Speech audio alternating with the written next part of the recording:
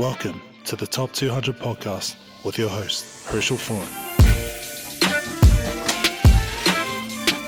All right, what's up, everybody? Herschel Foran from High School Top 200, and welcome to the Monday morning meeting.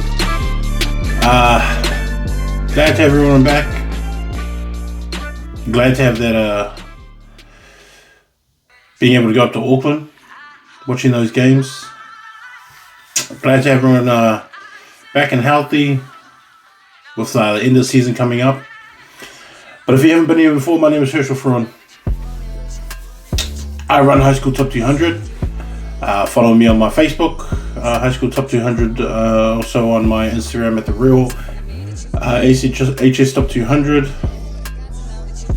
HS Top 200. Also on my TikTok as well. I'm doing a bit better on there. But also, if you want to see all the rankings and stuff like that, jump on hstop200.com. $5 subscription. Save yourself a coffee and just, throw that into the subscription, and then have a look at all the rankings coming towards the end of the season as well. So all of these are going to be final for the rest of the season after over the next 2 weeks, and then we'll stop the rankings because hardly anyone's playing if you don't make it into finals rounds. So that's where this also stops as well.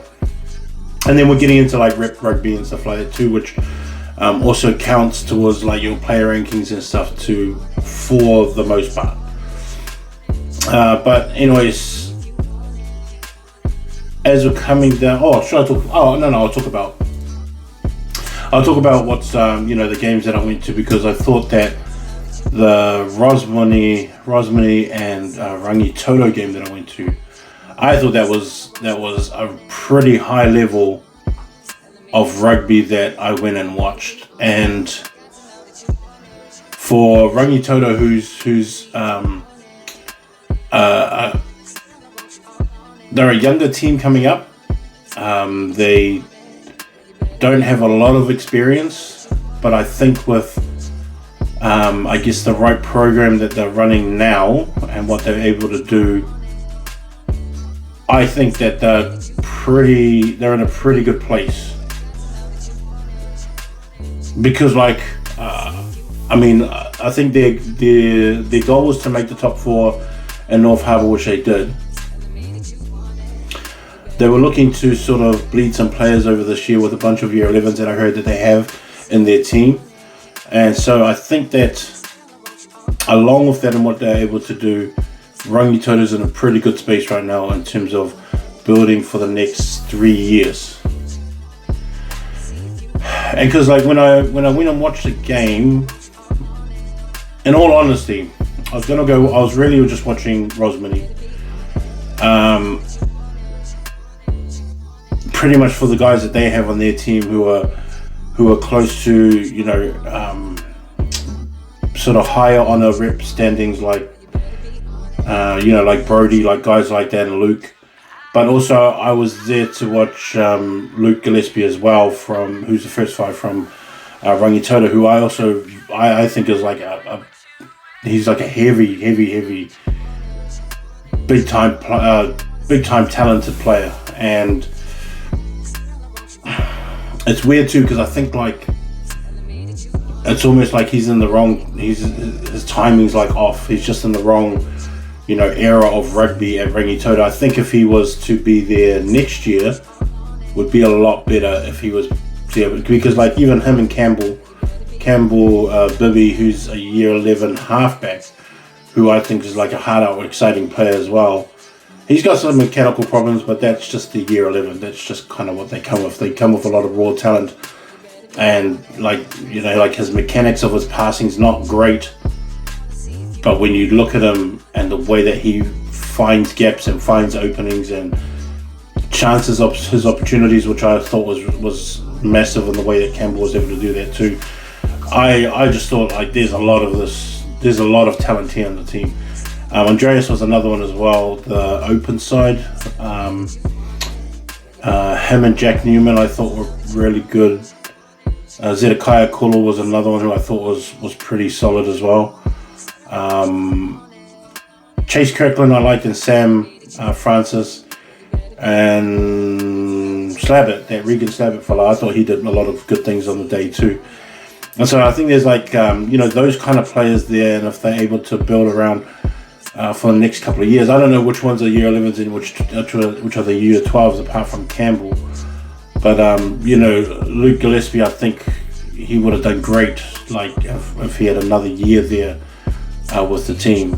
And, I understand what, like, people, they don't take this thing as serious as I. Like, I look at everybody as a potential, wanting to be a potential professional player. And, Luke Gillespie under different circumstances or different teams would have been massive. I think he would have been a highly sought after player if he was in a different team.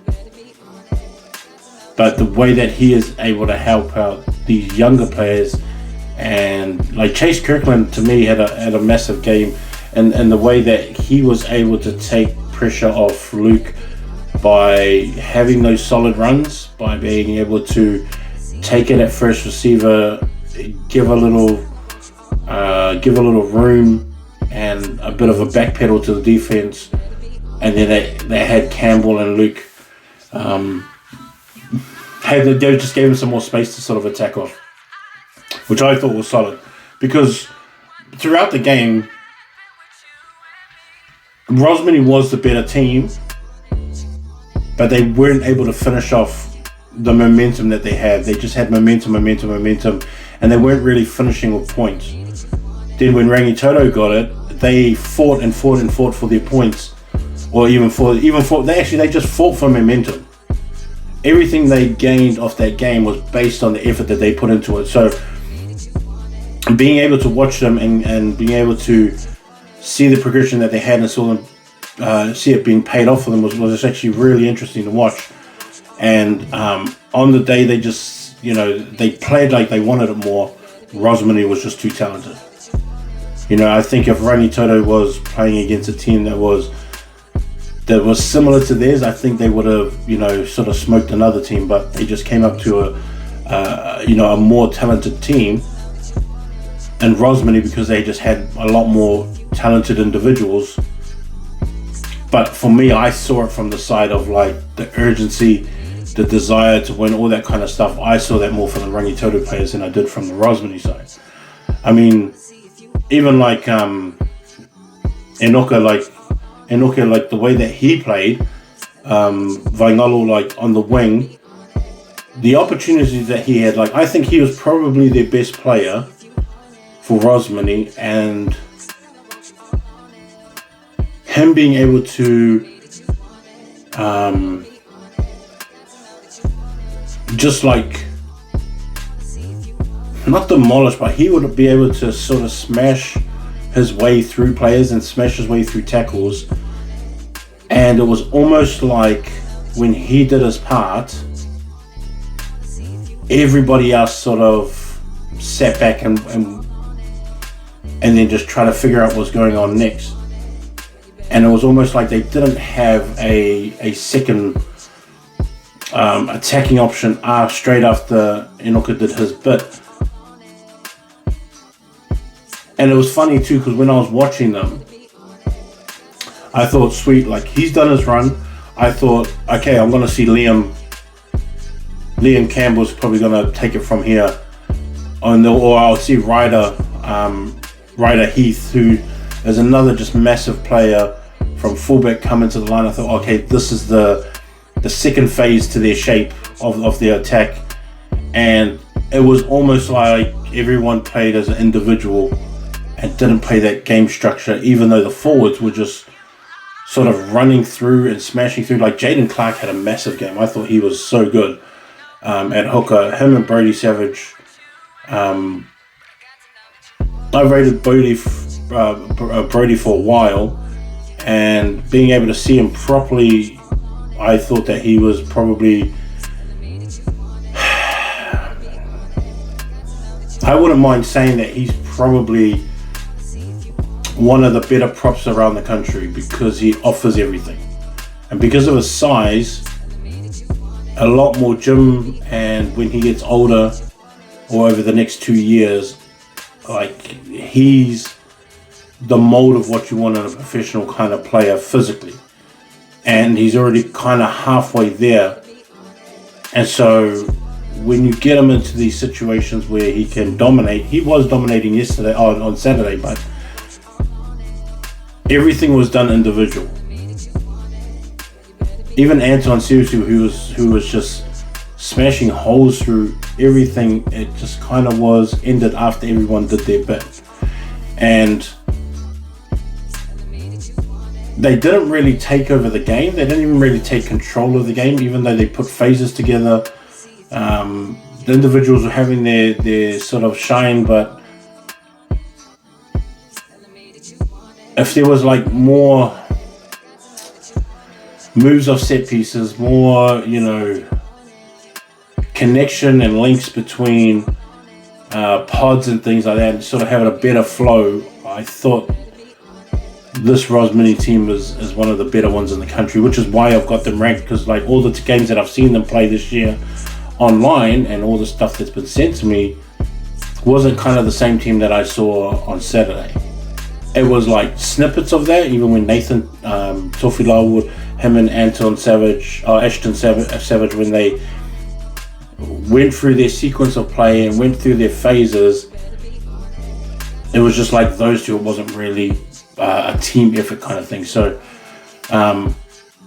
from what I was expecting to what was actually happening was like a different it was just a different team that I was expecting to see. They still got the win, which they should have anyway, but I would have, I don't know, I had just a high expectation for what I was going to see in Rosa in terms of the way that they played. Like even with I thought like Luke Poltridge should have had a better game, maybe given more opportunities, because he was in the right place. He just didn't really get the ball that much. I thought Josh Sullivan had a really good game at 6, along with actually both locks I thought played really well.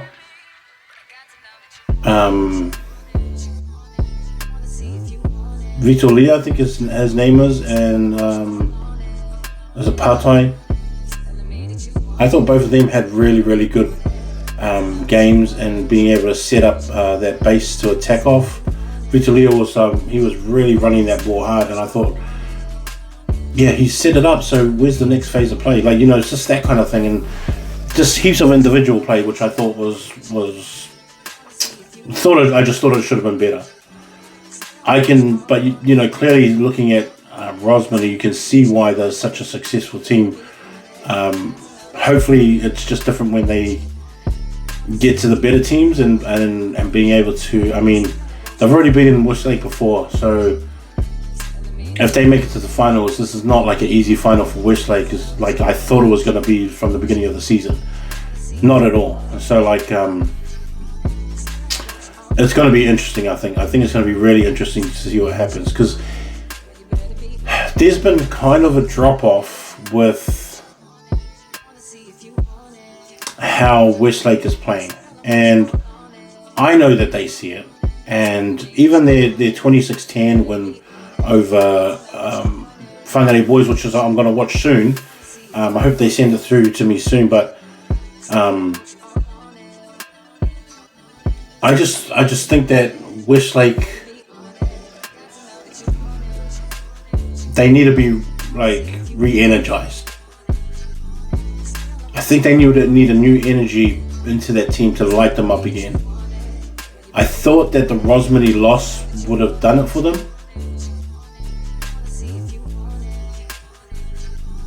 but it's really not the case right now, So I don't know what's going on.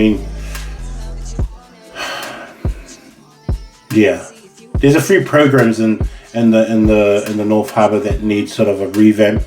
Like Massey High School need a revamp. With the players that they have, they may be young. I don't know what it is, but they may be young. But they have talent. They just need to put it together. There's something wrong. There's something that's just missing, and they need to put it together. But when Massey High lose to Mahurangi, who was good, but when you lose 43-17, that's not really just the Massey High that I'm kind of used to seeing over the years. So something's got to happen there. Manurewa finally got their first win of the year, which is just great to hear. It's great to see that they've got it. And that pressure's not there. I think the pressure's not there. I really want to see them play though. I think I don't know who I'm going to go watch next week, but maybe I'll go and watch them play next week because they're playing Whangarei boys. Whangarei's coming down to Manurewa. Maybe I'll go and watch them. If I don't watch them, I might go. I don't know, because Rosmini and Massey. Ideally, usually though, that's a really good matchup to watch. But judging from this year, that how Massey is doing, it's not going to be as close as they would sort of like. Even Westlake and Mahurangi, maybe that's an option. I'll probably see one of those kind of games anyway. But I want to see a North Harbour game next week because I'll be travelling up to Auckland anyway to see the games because there's some massive games up in Auckland that I want to see.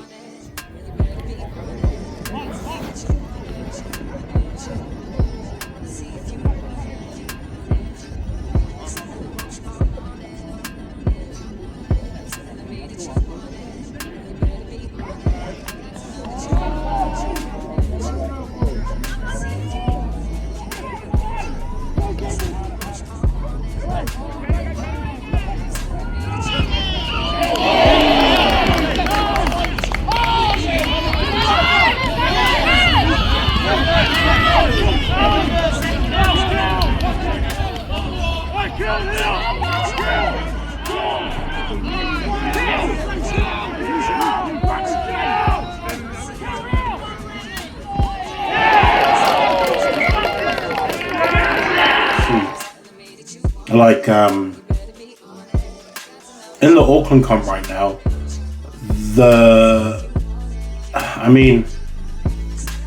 Mags, who are sitting, I think they're sitting 7th. I guess in theory you can make it. They got 2 more games, but they've got Kelston next.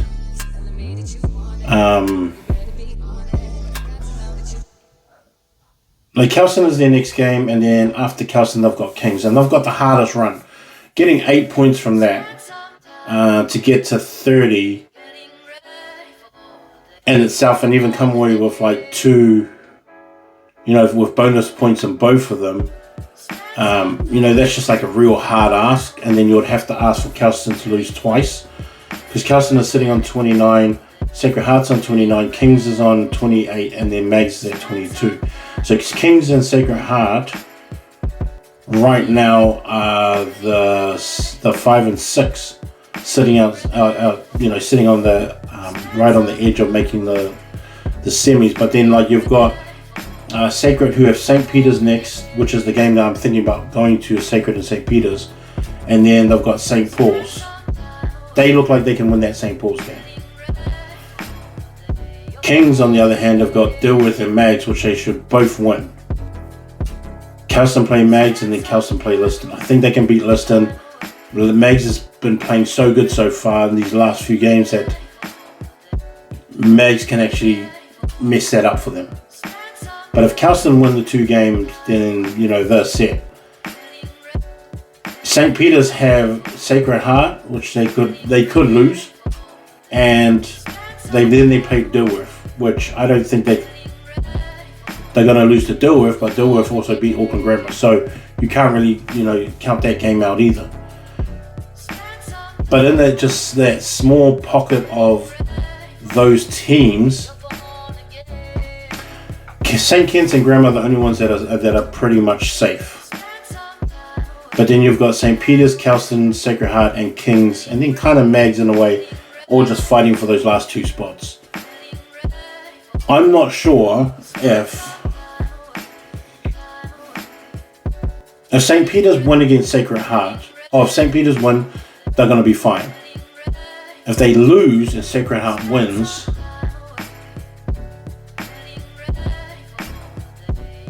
then they're really going to have a bit of a battle in terms of like, if Sacred Heart end up winning, St. Peter's loses, they're going to want to hope to lose within that 7 and get a bonus point out of that.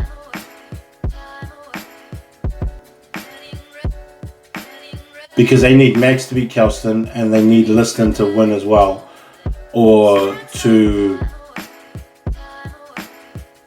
not let them have a 4-point bonus. Like, and that's what everyone, like a 4-try bonus. Like, everyone's going to try and stop from getting 4 tries, but it's going to be a real interesting finish. Now, I don't know whether to go to Kelston or Mags, or go to St. Peter's and Sacred Heart, because both of those two teams really, really matter. Kings get to play Dilworth and Mags. Mags is the only one that has a really, they have a really hard finish trying to play Kelston and Kings. It's just a hard ask. They're playing great, but it's just a hard ask for them to win those 2 games. Make sure that those 2 teams don't get bonus points, but also score 4 tries at the same time. That's just asking too much of a team to do that. Now, you might say, if you believe in everything's possible, it's like, yeah, it is, but everything's possible, but not everything is realistic. Like, I kind of look at it that way. It's like not really a realistic ask to do, especially in a hard competition like this. And on consecutive weeks, like if you had a 3-game stretch and you're like, oh, we just need to win 2 of the 3 and, try and get it, like, that's cool, the more space and time. But then now when you get down to the end of this, this kind of season, you're just like, oh no. How are we going to pull off this one? How are we going to do this? For me, that's kind of like, I don't know, there's just a lot of wishful thinking in my mind when it comes to that. And I wouldn't want to put that on Mags either, because when you have a shot, you have a shot. Beliefs, they can do a lot of things, but that's, man, I don't know about that. That's a hard one to ask. To beat Kelston and Kings, to get 4 tries on both, to keep both of those teams away from getting bonuses themselves. You're asking for 2 blowouts by Mags. Now, if Mags was to do it to Kelston in this first game, then a 1 game off was another thing. But all those cliche 1 game at a time, blah blah blah, whatever. I know that's just pretty hard to ask. St. Peter's and Sacred Heart, though, that would be an interesting game. That would be real interesting. Because even if Sacred Heart win and get the bonus points, and that puts them on 34, and then St. Peter's is in, within losing, under 7, and they get to 33, and let's say Mags does beat Kelston boys, that makes it real interesting too. But then you still got, King's College, who have Dilworth and Mags as well. It's like, far out, that's going to be an interesting finish. Really, especially if Mags win. If Mags win with a bonus point and stop Kelston from getting a bonus point, man, that would be one of the closest, I guess, finishes you could ever have in a 1A that, in a long time too. Especially if they can defy all those odds. And especially with someone like Noah Gregory, who's playing so well. And like, I've always known he's been good. I just didn't know where. He was playing open side for a while last year, and got bigger, got stronger, got a lot faster, played number 8. I think the game performances didn't really translate into what he was, but then even though he was playing good individually, I still didn't really know where to sort of place him. Right now I'm thinking like he's one of the best number 8s in the country. And even though this is a team, this is a team sport and everything, like he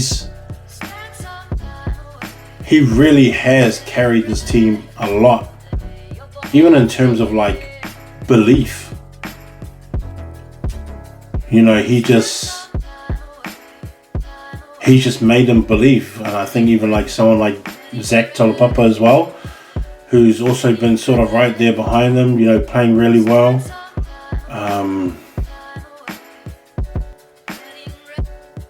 Like Liam Amanaki, like Terence Eriko, who last year was just amazing. Like I just thought he was such a good player last year.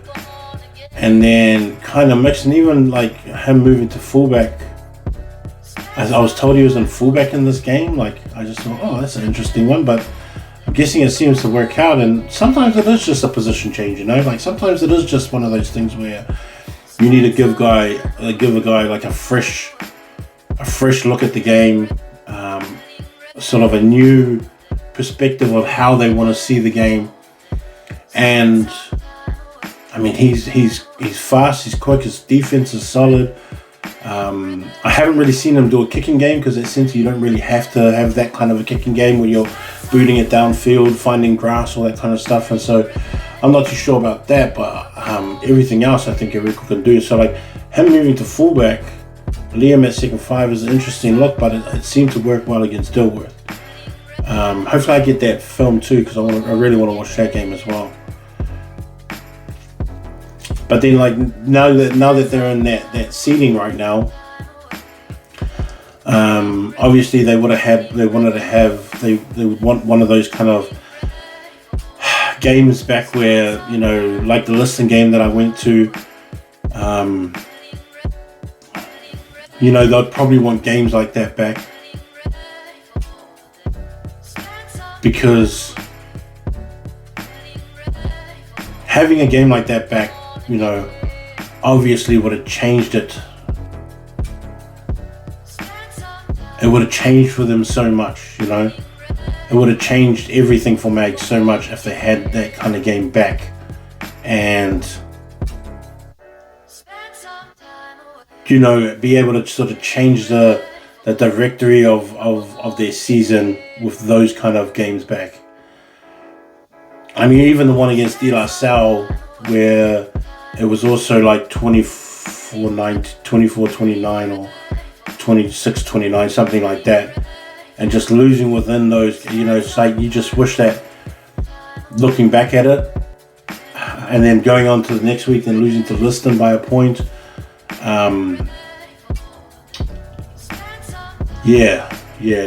It's one of those kind of things, because then, they even went on to beat St. Peter's, Then they only lose by a few points to Sacred Heart, and it's kind of just taken this team a long time to get everything sorted out. And I think that's kind of what they're getting to now, is that they've just figured out how to play along with each other, being able to put things together and find sort of their their rhythm in their team. And it just feels like it's now too late. It's got that feeling of, shoot, we just put this together too late.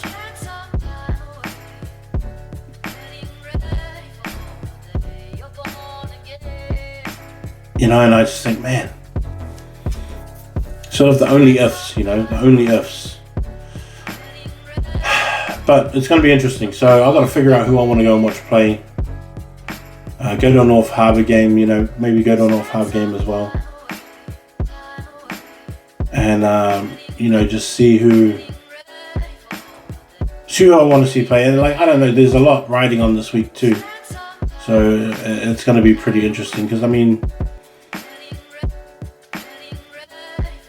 I want to go see the 1B as well. Man, I wish these all were at different times, because 1B would be a fun one to watch. And seeing them play too. I think the other interesting one is down in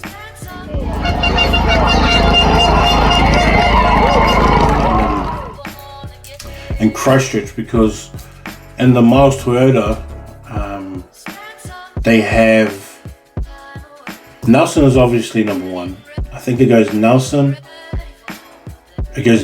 Christchurch, Christ College, and then it goes St. Thomas, but then it's St. Thomas, Marlborough Boys, St. Bede's, and Christ College, they play St. Thomas.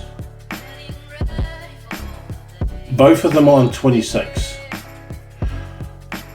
So whoever wins that game moves up.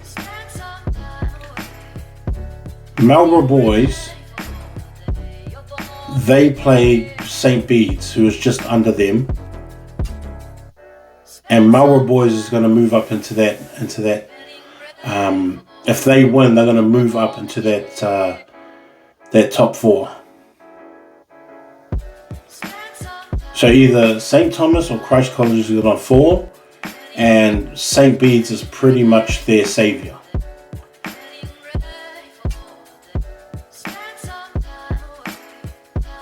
And I think if St. Bede's wins,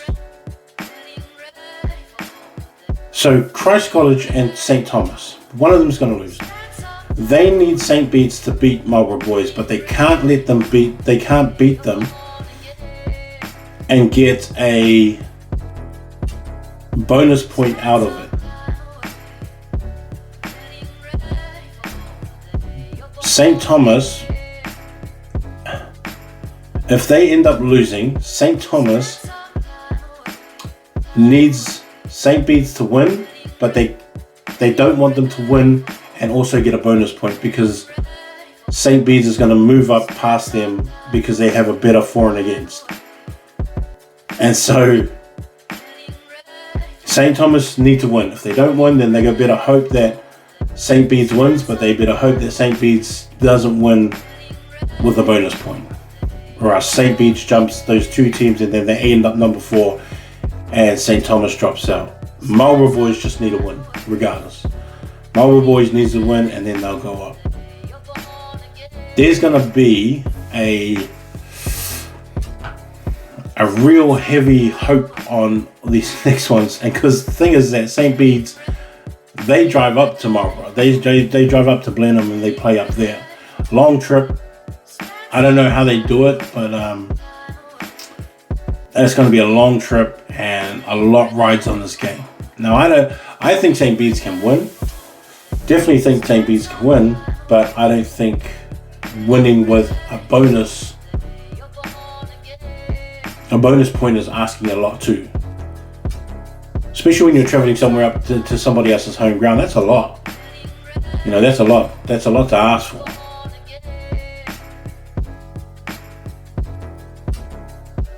But it is doable, and does make it interesting, because Marlborough Boys have, they've had a pretty good season this year. They've put some really good wins together. I think even expectation-wise, they've played past a lot of expectation. I mean, their game just last week, was solid. Scoring 60-something points. Finn McKenzie had a massive game. Ben Gibbons was also good. Tafa Asiata was, I thought he played really good and was massive in that. And obviously, when you got a fullback or like a player like Leo Marfal, who can sort of play everywhere in your back line, and you have a guy like that, like not every team has a guy like that. But Leo is just a different kind of player, and I think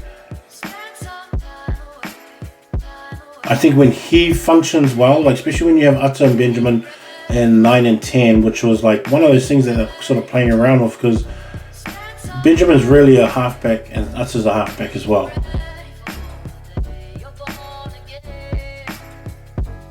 And they pretty much had to figure out which one was a better halfback, or who could actually play better first 5 or play first 5 at all. And I think Ben kind of took that spot. But it's different. I mean, because like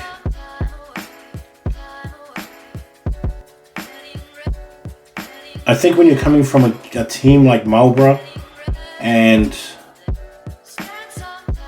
you are kind of there on your own as sort of like that team, and they've had some good wins, some pretty bad losses, which I thought they should have. I thought they would have showed out a bit more in some of these games, but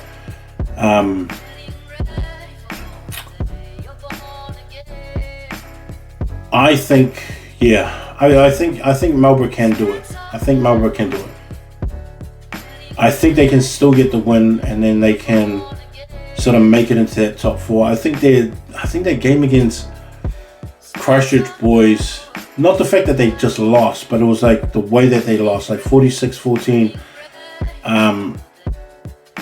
wasn't sort of ideal for that team. It wasn't what they were sort of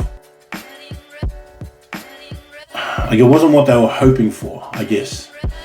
Well, it wasn't what they were hoping for. What it wasn't hoping to happen. What they planned to happen. I mean, I think. I'm not too sure what it is about their team, but I think they need to sort it out around that 9 and 10. Really make sure that Ata and Ben have Leo accessible at every time for attack. That's kind of like how I see that attack going, is that as long as 9 and 10 with Ata and Ben know where Leo's going to be, he's going to help out everybody else and make sure that everybody else gets in there, regardless of who's in those spots, whether it's Ra or My Fair as well, because like they've had a few other kind of combinations in those spots as well, and even when you have someone like Harley and them were playing. Harley Hibbert was the one that was playing at last week's game against Selwyn combined, and he offered just a little bit more and a little bit different from what you're usually asking for outside of My Fear. So I don't know. I hope they sort it out, but it's going to be another one of those things where it's like the Auckland comp. A few things need to happen, but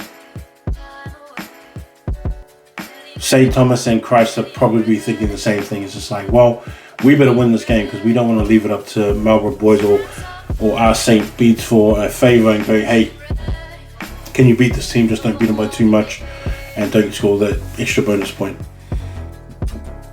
Because it means they're out, and then St. Beats are sitting there like, man, we need to go out and smash this team and we need to get ourselves into that top 4. Another interesting one. Hopefully they stream it, or like there's some kind of streaming to these games.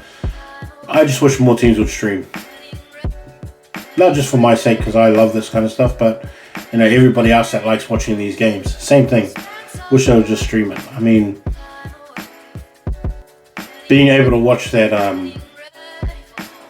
Silverstream game was massive. Seeing that game was pretty mean. Even the Nelson game as well that I saw.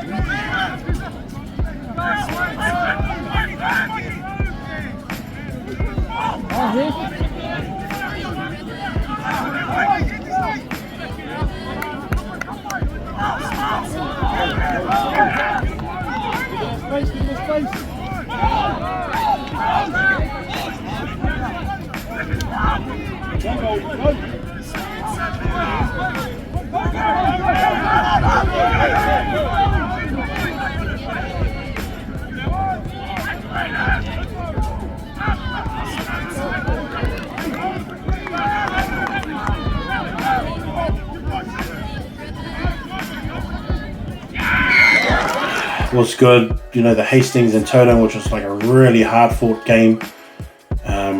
Hastings still have some injury problems, but the team that they have is giving it out. Like, man, it's such a good game. Palmy North was the same against Rotorua boys.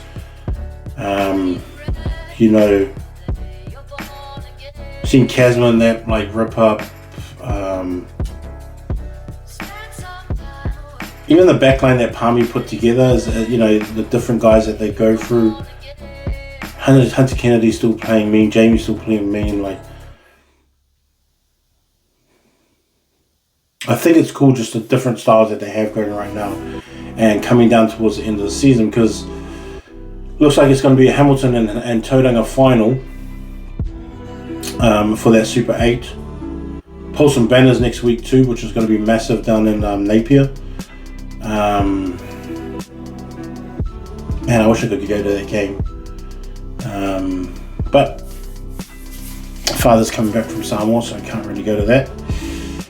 But that's a massive game that I'd really like to see.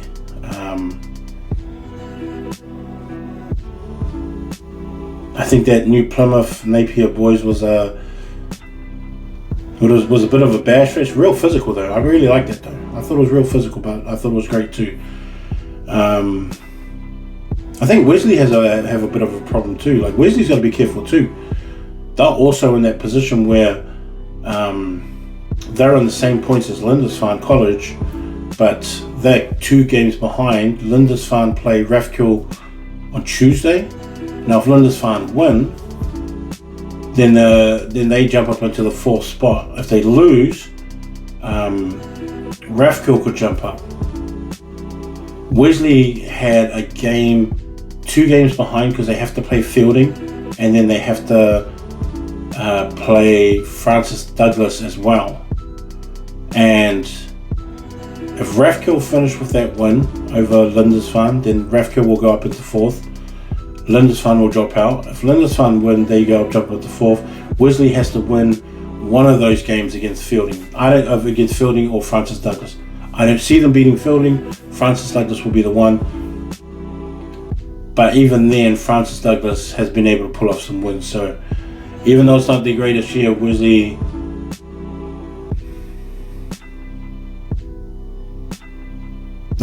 losing to Pukekohe High School bothered me quite a bit, because it's the 2nd year in a row that it's happened, and Pukekohe, who's such a good team, Wesley just underestimates them, and they can keep doing that, but they're going to keep losing, and they can't even win out of their counties.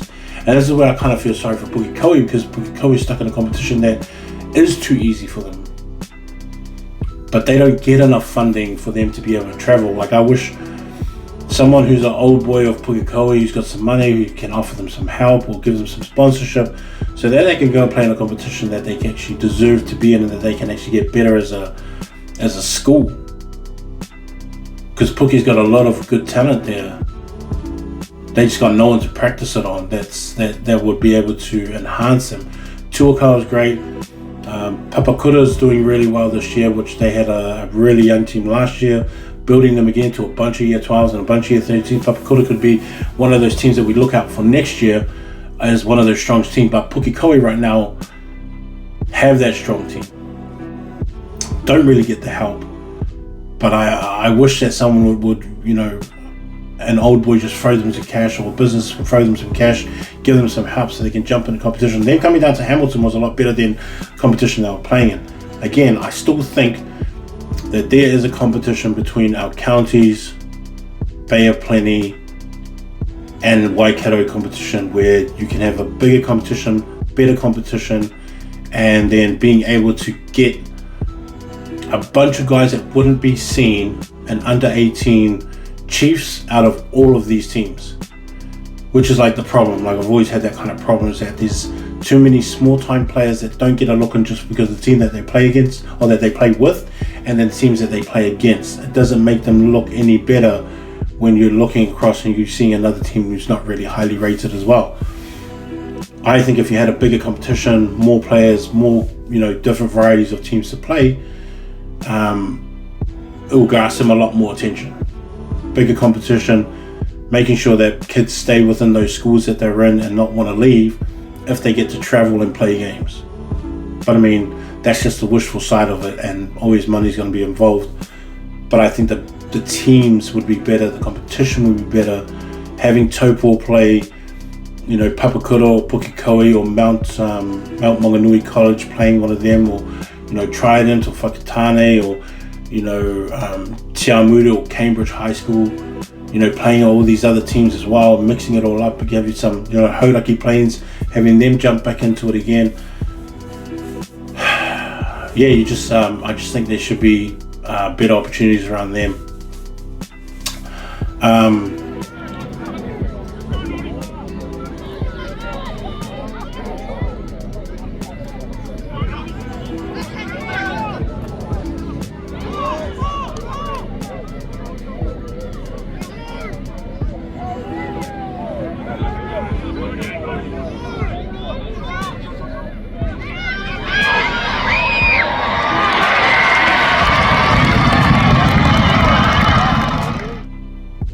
I was looking at a position and thinking about this. I was thinking about the number 8 position in terms of New Zealand secondary schools, right? And I was talking to one of the players as well, and there's no clear number 8 right now that has their hands on that jersey. Now, guys like Metu Manasseh, like him from Hastings, Aidan Shipley as well from Tauranga Boys, Noah Gregory for sure from Mags, Tina Thompson. Those kind of players who are number 8 can also be looked at other positions, but out of those guys, you could look at sort of someone like Kobe Brownlee, who's the open side for Nelson College, or even Salmaki, who's the number 6, to be a New Zealand number 8. Anton Siusu as well, after watching him, he should be the same. Zeph as well from Dilworth College, or Dilworth High School, Dilworth School is also another one of those number 8 players as well, who's a pure number 8, but it's not a clear number 8. And like when you kind of look at these guys, like for instance Alex Palazzo and Cruz Simpson, who are from year 12, they also look like they fit the mold a bit better, and just by like their pure size as well as one of those things too.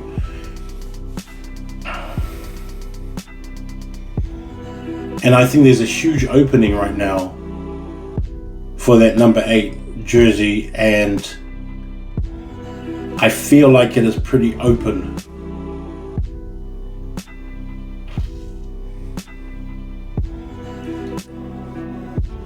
And I feel like sometimes as well that you might have to look at a number 6 lock who can probably fit that. Like for me, if they said like we don't really have anyone, Hirsch, what's your opinion, or who else would you look at? I mean,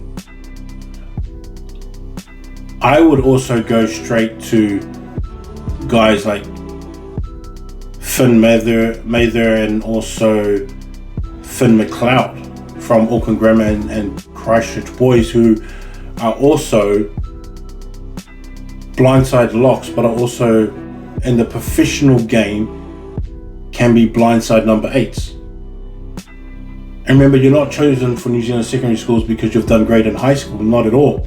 I've told you guys this before. You're not selected based on your efforts and your work that you've done here in high school. You're picked and selected because they see something in you for the future.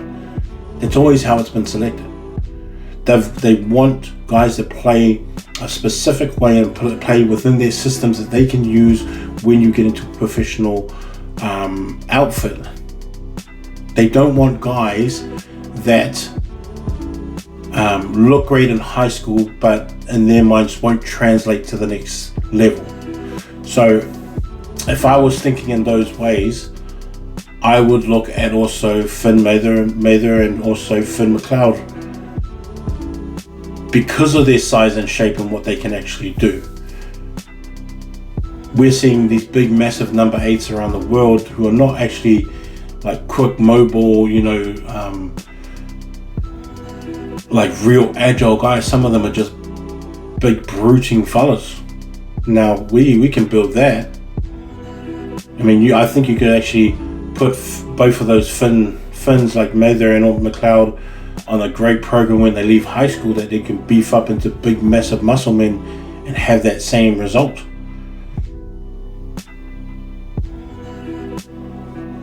But in terms of like an outstanding number 8, I probably would go with someone like Noah Gregory, or even Aiden Shipley would probably be another one. But I see Aiden Shipley as sort of a number 7. I also see him as like looking at him going, oh, someone in club is going to go, hey, chuck on this number 2 jersey and let's have you hang out on the edge, or hang out inside centre, and let's play you from around there. Let's play you straight after the throw in. And because he's not a big kind of guy like Kobe Brownlee is sort of the prototype of what they're looking for in an open side. Like even like Tane Thompson as well, who is playing number 8, but they can also look at him too and go, man, this guy looks like a really great size for hooker. We could build him up like Sabasune, because he offers that kind of aura when he plays that game. He plays straight ahead, he plays up tight, he plays close and tight within the rucks on defense and on offense. He is a great support player, is mobile and has a lot of agility and all that kind of stuff. But then they're going to go, hey, you don't fit that mold that we want at number 8, but look at you at hooker. How would it be like number 2? And a lot of guys are not comfortable from moving from the loose forwards into the front row and being told that. And that's just something that you're going to have to battle with. But at the same time, they're the ones that sort of control where you want to go. So you just gotta have to be alright with it if you want to carry on. Or you can just battle it through and then see what happens. Because Siale Pahulu is the same thing from Wesley. It's just like, yeah, you're a sort of blindside in a number 8, but you're more than a number 8, but then they're going to look at you and go, we like you as a hooker too. So when I was looking at all these guys for that number 8 position in my mind of who would be like, okay, how would I want to choose it? I would always just choose the best players that were playing the best in those positions and go, that's the team. Find a coach that would just look at all these guys' talents and go, this is the game plan that we're going to play with everyone's talents. Because what you've achieved in your merits in high school have got a new selected. Not the case in reality, but that's how I would do it. Just have the best guys play, best guys in those positions all get selected, play in a team, will fit the game plan to what the team talents that we have. Realistically, that's not what it is, and so I'm thinking of the way that they would want to, the way that they would probably select it. And I've been looking at those kind of options and stuff too, so see what kind of guys we have there. Metu Manasseh is probably just one of those two, is that they'll look at him and they go, cool, beefing up or some more muscles, have him running a little bit off shoulder, maybe on contact, have that leg drive go a bit more, actually punch through a lot more holes, things like that. Maybe look at someone like Aiden, if they're not going to swap his position, have him like run a bit more like angles, have him come through on some different set piece options as well. Even run game from the back of the scrum is going to be different as well. I mean, there's all these kind of different things, but I think there's a space in number 8 right now, and it might go to Cruz, or might go to Alex, or it might go to someone in that year 12 spot who, they're thinking, well, maybe those guys could do it. Maybe transitioning someone from there, maybe looking, maybe just like a little bit lower and go, well, we kind of like what Travis looks like at Travis Findlay from Westlake Boys. We like what he does. He's year 12. Even though he's played some games at second 5 just from the need. Keelan Viliami looks like he's moved himself from a number 8 to a number 6 in terms of professional sense and the body type that he has in the game that he has. Leo Burgess from the same team from St. John's Hamilton as well as another guy that they could look at as going, oh well,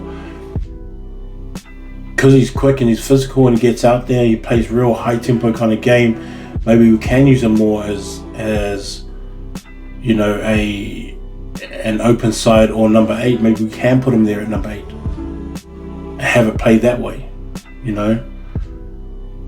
All these like little different kinds of options I think have sort of opened it up a bit too, and by what we have, like we've had in the past, we've had some clear number 8s. This year it kind of doesn't seem like that to me. I don't have these guys who are just out and out number 8s. Next year there's going to be a bunch of them.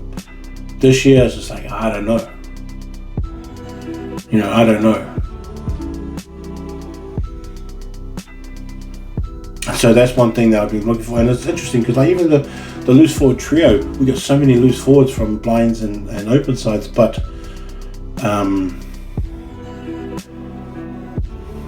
does it really transition over? I mean, like Reef Silfala's another one from Whangarei who to me is like, even though he plays number 8, sometimes he's more of a 7. Frank Meach could definitely do it, but maybe not this year because he's just skinny. High work rate, skinny, not a lot of physicality to him, makes great tackles one-on-one, but maybe in a few years you could boost him up and beef him up a bit, he'll be there. Leo Wittingardimi was probably another one as well, but he's more of a number 8, doesn't really have that run style that you would want from a number 8, but he's more of a 7, like an open side. Brandon Lowe is another one who's a year 12 as well, same thing. So there's all these different different looks and options and all that kind of stuff, but that was one thing I was thinking of and just seeing, I think this jersey's open. Hopefully New Zealand secondary school selectors have sort of already looked over all this stuff and sort of got their list that they like. But from my point of view, it's still open. And so all your number 8s, number 6s and 7s, I think right now, if you want to start playing yourself into it, it's just like play yourself into that. Get yourself ready and show these traits of a number 8 that you can do, as long as you still play your game and get your things out and then add little things that they can have these little shines of number 8 so that you can be seen a little bit more. Maybe you can fill in that spot. Maybe you can answer those questions that they have of a number 8 and you could be there as well. Anyway, I always try and keep it under an hour, so I've got about 5 minutes or so. So anyways, here's Froen. Love you all. Later, ball.